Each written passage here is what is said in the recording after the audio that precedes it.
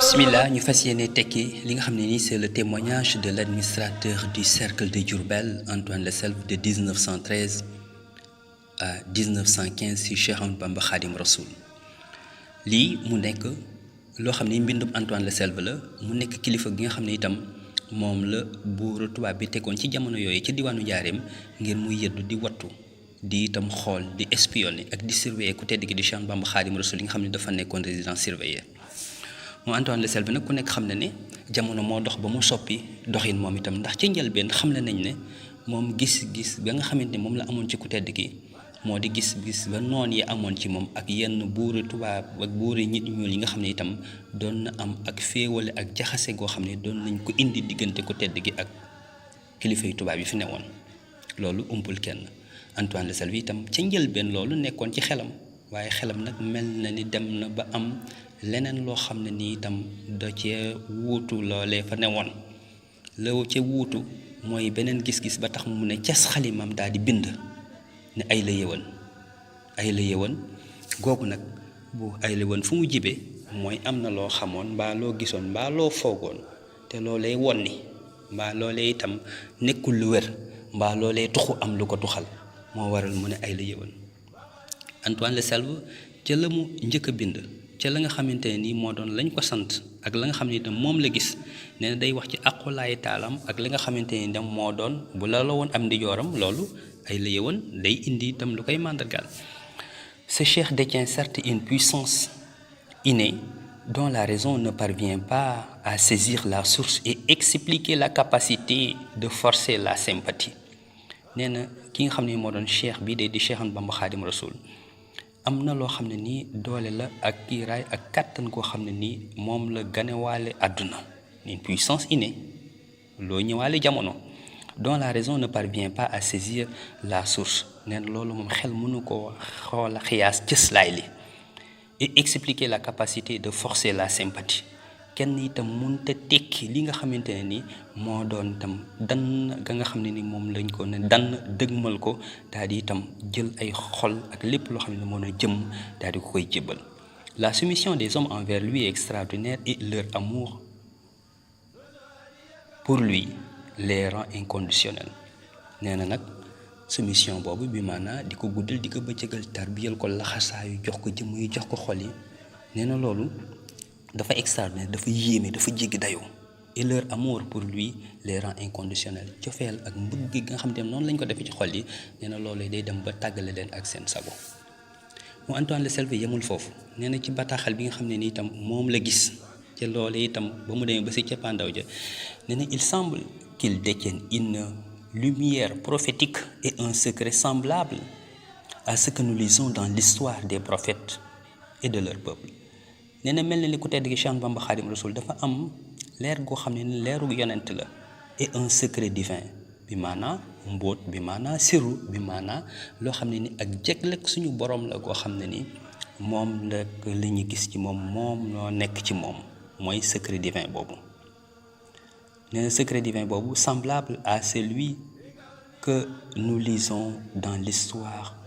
des prophètes et de leur peuple mu niroo lool ak li nga xam ne moom lañ jàng ci taarixu yonent yi ak askan ak njaboot gi nga xam ne itam ñoo nekkoon ak moom ñu jamononte woon ak moom celui-là se distingue toutefois par une pureté de cœur nee na kii moom di jëmm ji di Cheikh Bamba Khadim Rassoul dafa am loo xam ne moo ko wutale ku dul moom mu nekk ak cell bi maanaam ay teddngal ak jikkoy maqaramul axlaa pureté de cœur mu doon itam li nga xam ne nii gannaaw cette pureté de cœur là par une bonté mu doon ak mbaax par une grandeur d'âme mu doon itam teddngal ak yëkkatiku ak jikkoy makaarimul axlaax yi ñu doon tudde ak kawe goo xam ne nekk na ci moom mu nekk c'est ay jikko yu mu gis ci ku tedd gi Cheikh Bamba Khadim Rassoul. Celui-là se distingue toutefois par une pureté de cœur et par une bonté, une grandeur d'âme et un amour du bien, aussi bien pour lui que pour l'ennemi. nee na moom itam di Cheikh Bamba Khadim Rassoul dafa am lu ko wuutalee keneen ku dul moom mu di li nga xamante ne nii mu di mbaax ak yiw ak loo xamante ni itam la mu yéene boppam mu yéene ko nii mu ko yéenee ay ñoñam, ñii mu ko yéenee ay soppeem, ñii mu ko yéenee itam ay àndandoom, ñii mu ko yéenee ñi ànd xam ne moom ñu bokkal jubluwaay. nee na loolu amul lenn lu ci fell ci na mu yéene ña nga xam ne moom doonoon ñi nga xam ne itam ñoo ko noonoo. kon nee na yiw woowu ak mbaax googu amu ci xejj amu ci seen. ñi nga xam ne itam ñoo ko def ci xolam na mu leen ko yéene noonu la ko yéene ñi nga xam ne itam ñoom ñoo ko noonoo. loolu mu di li nga xam ne nii kon moom la Antoine de Selve wax mu ne nag un amour dit bien aussi bien pour l'ami que pour l'ennemi, qualité pour lesquelles ses prédécesseurs l'auraient envié, quelque grand que fussent leur vertu, leur piété, leur prestige. nee na jikko yu rafet yooyu jikko yu makaarimul axlaaq yooyu sax ñi ko jiitu woon ñoom dañ ko cee ñee donte ci lu wér ñooñu am nañu ak mbaax, am nañu itam imaan, am nañu diine, am nañu itam dayoo, am nañu li nga xam ne ni itam moo doon ay cër prestige ak lépp loo xam ne itam daanaka ak kawel ak teddngal gu nekk ci ñoom. Antoine de Selve mu ne les plus injustes des hommes et les plus ignorants des réalités humaines sont ceux-là qui avaient porté contre lui de fausses accusations consistant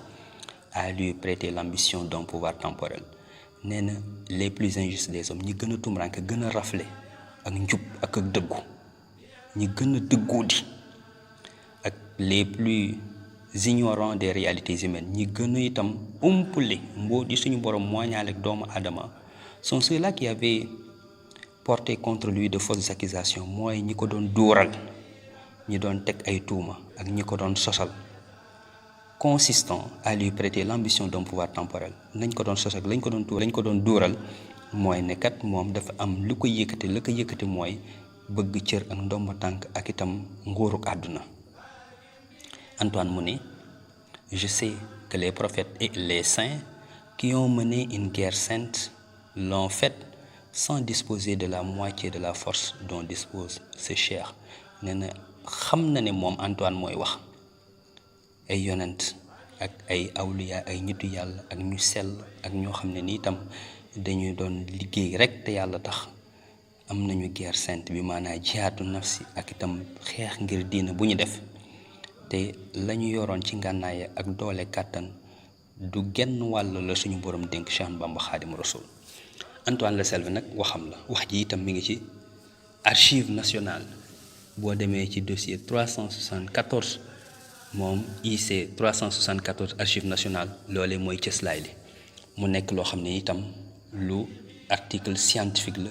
loo xam ne ni itam dafa am fu ñu sukkandiku fu ñu ko jële foo xam ne itam foofee lañ ko tuxale